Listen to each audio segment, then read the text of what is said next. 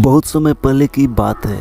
एक बहुत गरीब इंसान था। उसके साथ उसकी पत्नी और दो छोटे छोटे बच्चे भी थे। उसका अपने परिवार का पालन पोषण करना बहुत कठिन हो गया था। उसका दिमाग काम नहीं कर रहा था और मन भी अशांत रहने लगा। तभी उसने अपना घर छोड़ने का फैसला लिया। एक रात जब उसकी पत्नी और दोनों बच्चे सो रहे थे तो वो चुपचाप घर से चला गया। रात में बिना किसी मंजिल के वो आदमी चलता रहा। तभी अचानक उसने देखा कि एक नदी के किनारे भगवान बुद्ध अपने शिष्यों के साथ बैठे हैं। उसी वक्त उसने निर्णय लिया कि अब वह सन्यासी हो जाएगा और भगवान बुद्ध का शिष्य बनकर यहीं रहेगा। उसके बाद वह भगवान बुद्ध के चरणों में जाकर गिर गया और उनसे विनती करने लगा कि वो उसे अपना शिष्य बनाकर अपने साथ ही रख ले। भगवान बुद्ध ने उस गरीब इंसान की बात सुनकर उसे अपना शिष्य बनाकर अपने साथ रख लिया। भगवान बुद्ध अपने शिष्यों के साथ आगे बढ़ते रहे। रास्ते में चलते चलते थक गए थे। सब रुककर एक पेड़ के नीचे विश्राम करने लगते हैं। तभी भगवान बुद्ध को गर्मी के मारे बहुत तेज प्यास लगने लगी। उन्होंने अपने नए शिष्य से कहा, यहाँ पास में ही एक नदी है, तुम जाकर वहाँ से पानी ले आओ। भगवान बुद्ध का आदेश मानकर वह नदी से पानी लेने चला गया। जब वह नदी के पास पहुंचा तो उसने देखा कि कुछ जंगली जानवर नदी में उधम मचा रहे हैं। जैसे ही वह नदी के और पास गया, सारे जानवर वहां से भाग जाते हैं, लेकिन नदी में कीचड़, सड़े गले पत्ते ऊपर तैर रहे थे, जिसके कारण उसका मन नहीं मान रहा था। उसने सोचा, इतना गंदा पानी भगवान बुद्ध कैसे पिएंगे।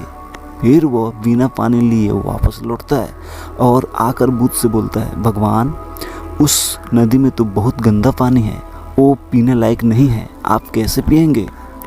अपने शिष्य की बात सुनकर भगवान बुद्ध थोड़ी देर चुप होकर बोले, जाओ उसी नदी से पानी लेकर आओ।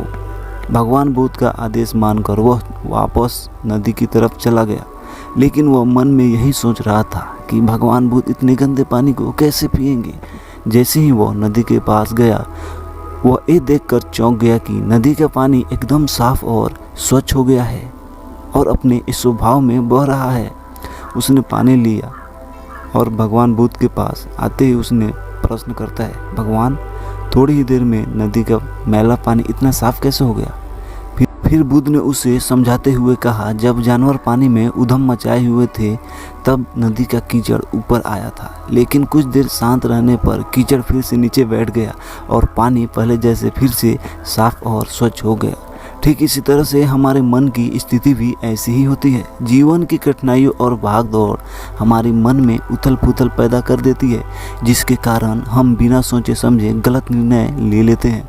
लेकिन कोई भी निर्णय लेने से पहले अगर हम अपने मन को शांत रखें और धैर्यपूर्वक बैठकर सोचें तो हमारे मन की वो उथल पुथल भी पानी की कीचड़ की तरह नीचे बैठ जाती है और तब हम जो भी निर्णय लेते हैं वो हमेशा सही होता है। इसलिए बुरे समय में इंसान को अपना धैर्य नहीं खोना चाहिए। भगवान बुद्ध की यह बातें सुनकर उसका दिमाग खुल जाता है और जब वह शांति से बैठकर सोचता है तो उसे अपनी ही गलती नजर आती है। फिर उसे समझ में आता है कि उसने अपना घर छोड़ने का गलत निर्णय लिया था। फिर वो भगवान बुद्ध के चरण स्पर्श करके उनसे आज्ञा लेकर अपने घर वापस चला जाता है। दोस्तों, चाहे कितनी भी विपरीत परिस्थितियाँ क्यों न आ जाए, हम अपने मन को यदि शांति से सोचें तो हमारा मन कभी भी उथल पुथल अशांति नहीं होगा। इसलिए कोई भी निर्णय लेने से पहले आप सोचें, समझें, धैर्य रखें।